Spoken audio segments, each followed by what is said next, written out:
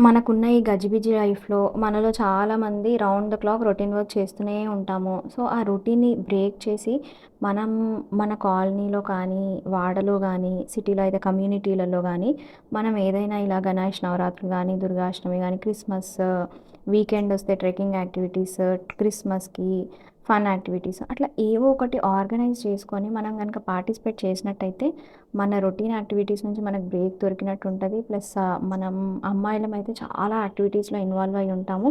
So, మనకు కూడా కొంచెం రిలీఫ్ కావాలనిపిస్తది కాబట్టి, మనకంటూ ఒక సర్కిల్‌ని క్రియేట్ చేసుకున్న వాళ్ళం అవుతాము. సో, బయటికెళ్ళి కొంచెం పీపుల్‌తో కనెక్ట్ అయితే మనకు చాలా అది ఒక ప్రశాంతతనిస్తది. సో, డెఫినెట్‌గా ఇప్పటివరకు పార్టిసిపేట్ చేయని వాళ్ళుంటే అప్పుడప్పుడు అలా పార్టిసిపేట్ చేయండి.